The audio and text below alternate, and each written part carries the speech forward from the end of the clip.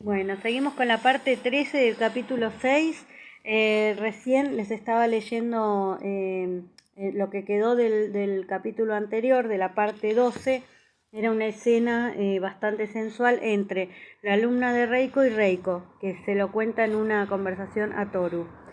Quedamos en esto. Ya me había ocurrido una vez en el instituto con una chica de un curso superior. Entonces le dije que se detuviera. Por favor, solo un poco, estoy muy sola. No le miento, estoy tan sola, únicamente la tengo a usted. No me deje. Y me tomó la mano y la presionó contra su pecho. Tenía una forma perfecta, y al tocarlo sentí una suerte de descarga eléctrica. Yo, que soy una mujer, no sabía qué hacer, me limitaba a repetir como una idiota, no, no puede ser. Tenía el cuerpo paralizado. En el instituto pude solventar el asunto sin problemas, pero aquel día me sentí impotente. El cuerpo no me respondía. El colectivo. Ella agarraba mi mano con su mano izquierda, apretándome contra su pecho, mientras me presionaba los pezones con los labios. Los lamía, y con la mano derecha me acariciaba la espalda, el costado, las nalgas. Hoy todavía no puedo creer que estuviera en mi dormitorio, con las cortinas corridas en compañía de una niña de 13 años que pretendía desnudarme.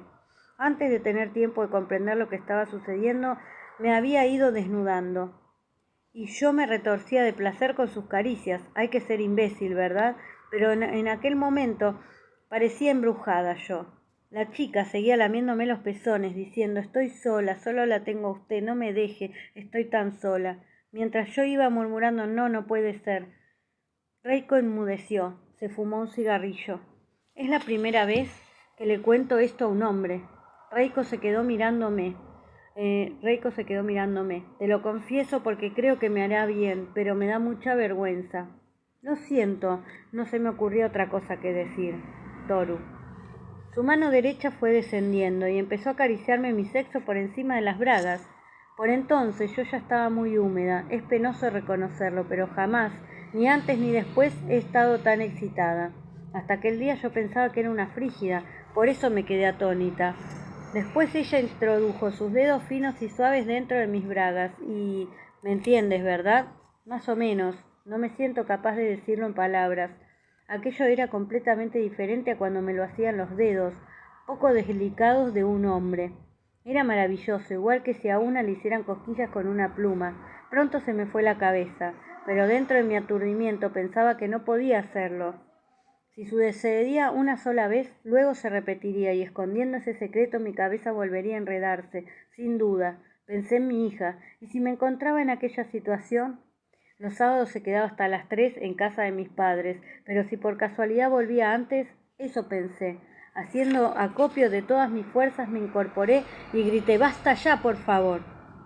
Pero no se detuvo. Me acababa de quitar las bragas y empezó a hacerme un cunilingus. ¿Cunilingus? Lo tenemos que averiguar qué quiere decir.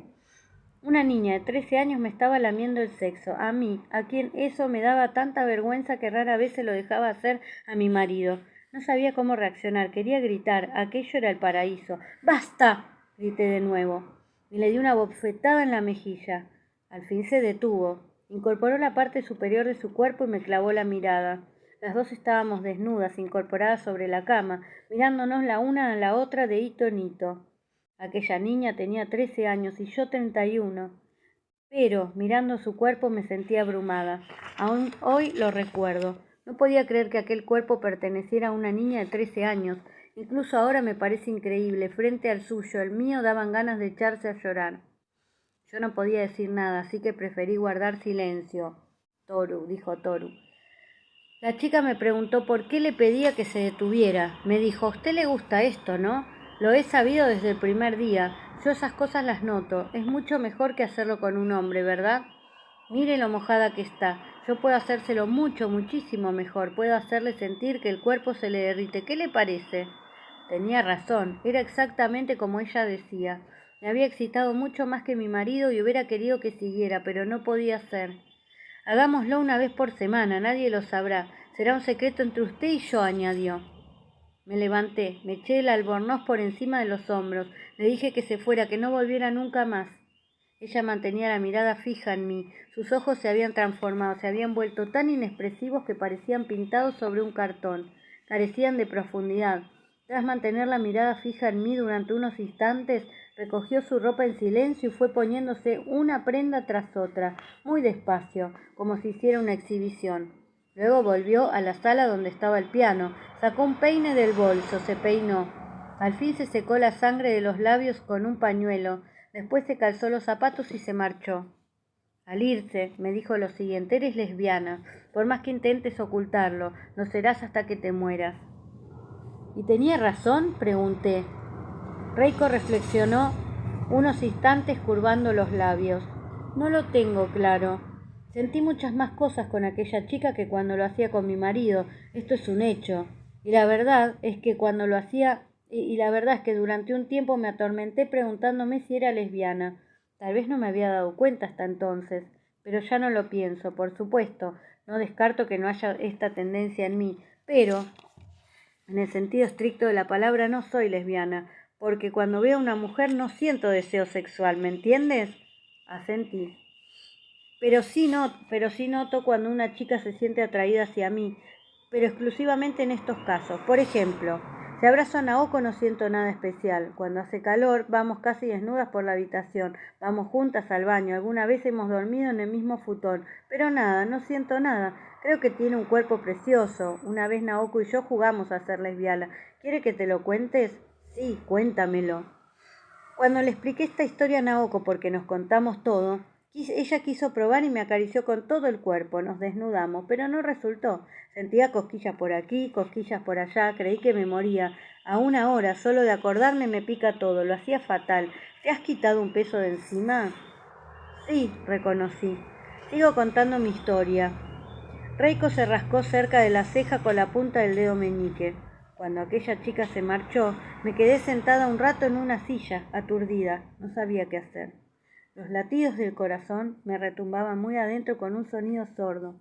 Sentía los brazos y las piernas extrañamente pesados y tenía la boca seca, como si hubiera comido polillas o algo parecido. Pero pensando que pronto volvería mi hija, decidí tomar un baño para quitarme el rastro de sus besos y sus caricias. Por más que me froté con jabón, aquella especie de limo no desaparecía. Posiblemente fueran figuraciones mías, pero no podía evitarlo. Aquella noche le pedí a mi marido que hiciéramos el amor, para limpiar aquella impureza.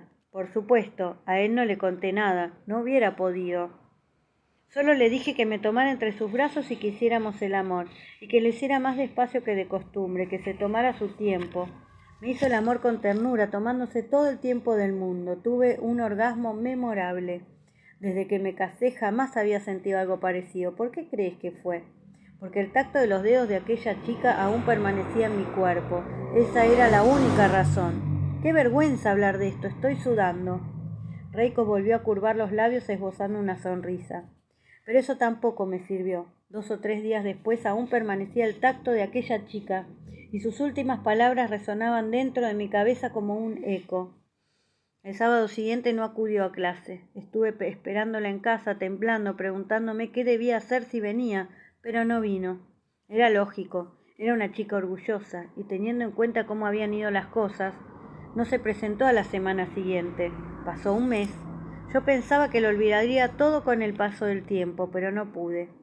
Cuando estaba sola en casa me sentía inquieta, notaba su presencia. No podía tocar el piano, no podía pensar. Era incapaz de concentrarme en nada. Un día de pronto me di cuenta de que en la calle sucedía algo extraño. Los vecinos me miraban con intención. En sus ojos se notaba cierta frialdad. Me saludaban, pero algo había cambiado en su tono de voz y en el trato que me dispensaban. Incluso mi vecina, que venía a veces de visita a casa, parecía evitarme. Intenté no hacer demasiado caso. Empezar a preocuparse por cosas así era el primer síntoma de enfermedad. Un día vino a verme una mujer que yo conocía muy bien. Tenía la misma edad que yo, era hija de una conocida de mi madre y nuestros hijos iban al mismo jardín de infancia. Teníamos bastante confianza. La mujer me preguntó a bote pronto si sabía que circulaban unos rumores persistentes sobre mí. Le respondí que no. ¿Qué dicen? Me resulta difícil hablarte de ello. Aunque te cueste, cuéntamelo. Ella era muy reticente a hablar, pero me lo contó todo. De hecho, por eso había venido a visitarme. Según ella, en el barrio se decía que yo era lesbiana, que había estado ingresada Muchas veces en el psiquiátrico, que había desnudado a una alumna mía de piano, había intentado abusar de ella y al resistirse la niña la había golpeado dejándole la cara llena de moretones. Me aterrorizó la manera como habían transformado la historia, pero lo más sorprendente era que supieran que había estado ingresada en un hospital psiquiátrico. Te conozco desde hace tiempo, les he dicho que tú nunca harías una cosa así, me dijo la mujer, pero al parecer los padres de la niña están convencidos de ello y van contándolo. Según dicen, a raíz de tu intento de abuso, te han hecho investigar y han descubierto que has estado ingresada en un hospital psiquiátrico. Una amiga mía me contó que el día del incidente la chica volvió de clase de piano con la cara bañada por las lágrimas y su madre le preguntó qué había sucedido. Tenía la cara hinchada, del labio partido manaba sangre, llevaba los botones de la blusa arrancados y la ropa interior desgarrada. ¿Puedes creerlo, Watanabe? Para que su historia fuera creíble, ella misma se lo había hecho todo. Se manchó la blusa de sangre, se arrancó los botones, se rasgó el encaje del sujetador, se enrojeció los ojos llorando a lágrima viva, se despeinó y por fin volvió a casa y soltó esa sarta de mentiras. Lo peor era que podía imaginármela, pero no pude reprocharles a todos que la creyeran. Supongo que de haberme encontrado en su situación yo también la hubiera creído. Si aquella chica, hermosa como una muñeca y embustera como un demonio, se me hubiera sincerado entre sollozos diciendo «Oh, no, no quiero hablar, me da tanta vergüenza», la hubiera creído a pie juntillas. Además, para empeorar las cosas todavía más, ¿acaso no era cierto que yo tenía un historial clínico en un hospital psiquiátrico? ¿No era cierto que la había abofeteado con todas mis fuerzas? ¿Quién iba a creerme? Solo mi marido. Tras unos días de vacilación, me decidí a contárselo a mi marido y él me creyó, por supuesto. Le expliqué lo que había sucedido. Ella me había querido seducir y yo la había abofeteado. Omití, por supuesto, lo que yo había sentido. Esto no podía explicárselo, no puede decirlo en serio. Iré a su casa y hablaré con los padres cara a cara, dijo él enfurecido. Tú estás casada conmigo, tienes una hija. ¿A qué viene llamarte lesbiana? Vaya estupidez. Pero logré detenerle. Le supliqué que no fuera. Solo conseguiría hacer más honda nuestra herida. Yo sabía que la niña estaba mal de la cabeza. En mi vida había visto a mucha gente enferma. Aquella chica estaba podrida por dentro. Si levantabas una capa de aquella hermosa piel, debajo no había más que podredumbre. Tal vez sea cruel decirlo, pero era cierto. Sin embargo, la gente no lo sabía y yo no tenía posibilidad alguna de vencer. Aquella niña llevaba largo tiempo manipulando a los adultos y nosotros no teníamos nada a nuestro favor. ¿Quién podía creer que una niña de 13 años había intentado inducir al lesbianismo a una mujer de 31? Por más que nos desgañitáramos, la gente siempre cree lo que le conviene. Cuanto más removiera las cosas, una en peor situación me hallaría. Le propuse que nos mudáramos. Es lo único que podemos hacer, dije. Si permanezco aquí más tiempo, la tensión será cada vez mayor y se me volverá a aflojar un tornillo de la cabeza. Estoy en una situación crítica. Vayámonos lejos, a un sitio donde no nos conozca nadie. Pero mi marido no quiso marcharse. Él aún no comprendía la gravedad del asunto. Su trabajo era interesante. Aquel era un mal momento para dejarlo todo. Por fin había podido comprar una casa, aunque fuera una pequeña vivienda prefabricada, y nuestra hija se había adaptado al jardín de infancia. Me respondió, espera un momento. No podemos cambiar de casa así como así. Yo no puedo encontrar un trabajo de un día para otro. Tendremos que vender la casa, buscar otra guardería para la niña. Por deprisa que vayamos, tardaremos como mínimo un par de meses. No puede ser. Si me quedo me humillarán de tal forma que jamás podré volver a levantarme, añadí. No es una amenaza, es la pura verdad, lo noto. Ya empezaban a zumbarme los oídos, tenía alucinaciones auditivas y padecía insomnio. Entonces él dijo que me fuera yo primero, que él se reuniría conmigo cuando lo hubiera arreglado todo. ¡No!, le grité. No me iré sola a ninguna parte. Si ahora me separo de ti me romperé en pedazos. Te necesito, no me dejes sola. Él me abrazó.